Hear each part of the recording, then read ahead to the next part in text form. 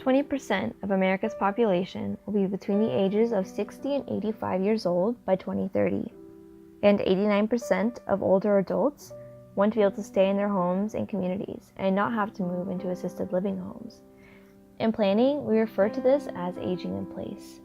By looking at this discourse surrounding aging in place, we can contextualize how planners can use theory to analyze past planning practices to reach an emancipatory way of knowing and make informed decisions for practice today.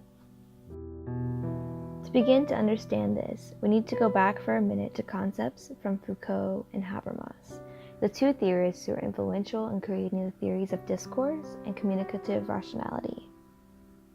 They crafted what I believe are the core values for communicative planning theory.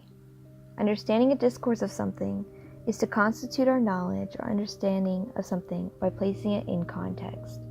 For example, if you ignore discourse, it would be like looking at Rome today and taking in the ruins that you see at face value, as if what you can see today can tell you the whole story. While in comparison, if you were to look at this with an eye for understanding the discourse, you would learn that not only did these buildings look completely different in the past, but also that everything we know about ancient Rome is a consequence of the social context of the time and its power dynamics. The Rome as we know and see it today, or even as it physically was in the past, is not the full truth. It is a biased storytelling of the winners, while many losers of history were not seen or heard. And if we can develop a critical or emancipatory way of knowing, as suggested by Habermas, we can challenge these assumptions of knowledge and embedded power relations. Now let's take the case of aging in place in the US and try to unpack the discourse surrounding it and its past decisions made, and see how this has affected the elderly's ability to age in place. The policies and the development of American neighborhoods have historically catered to Peter Pan housing, or neighborhoods for young families, not for people who grow old or immobile. And many policies in the 20th century supported this movement of people to the suburbs. One of these early and influential policies was the 1922 State Zoning and Enabling Act. Essentially, what this act did was give legislative power to the city or town governments to regulate or make decisions about zoning and urban forms to solve urban problems for the general welfare of its community. This includes powers such as lessening congestion, avoiding concentration of population, facilitate adequate provision of transportation, water, sewage, schools, parks, and other public requirements. This act arose from the need for legislation to address the health and safety concerns of residents. It was a solution chosen by government officials after health studies determined that people living near factories and manufacturing were discovered to have health problems like asthma. So their solution was to partition cities into distinct districts that served different functions: commercial, residential, and industrial services. Separating people's residences from other uses was thought to protect them from any pollutants being produced by industries. Other outcomes of zoning, however, were that it gave the power to governments to limit land uses to single-family residents and to one family per lot. These Euclidean zoning methods came from rational planning methods, even though the literature for rational planning wouldn't appear until the 1950s. When we look at the history of policy making for cities, especially with zoning, we find that older adults are often not considered. And as we unpack this further, we saw the influences of rational planning and how it's shaped their implementation.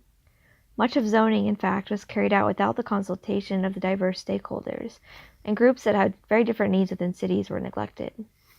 We must also look further into the social context of this, as we see the influence of the American values of individualism, independence, and autonomy. Aging is seen as an individual's problem, not a societal problem. Also, aging lifestyle choices are seen as personal, private decisions. More are seen as a problem for the market to solve and provide for than a government problem. These values, along with the discourse of rational planning, contribute to how planning practice has been limited in including the elderly. This brings up the question of what should be the role of the planner. Rational theory assumes planners are just technical experts, guided by a set of methods and steps to solve physical urban problems. The problem with this is that planning is not just about physical form. People and their environments are interrelated and affected by many factors. The physical and social aspects are not so distinct and known as the rational planning model assumes. If we as planners utilize, as Eanes describes, a critical perspective on actual planning practice, then we may get closer to understanding the discourses of our communities and be able to make better informed decisions to provide for the neglected societal groups, such as the elderly.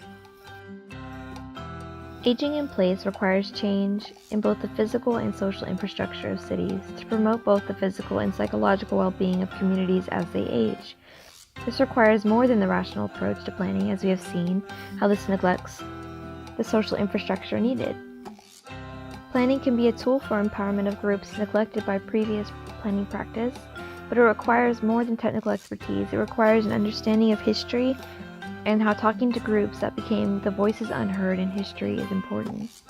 Also, assessing the strategies used and theories such as communicative planning theory might better aid in the support of these groups moving forward.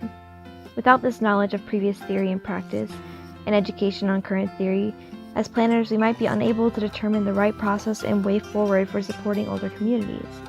This self-reflection of planners on theory and practice aids the planner not only to see themselves, but also to see what can and should be our role in facilitating a future for better practice.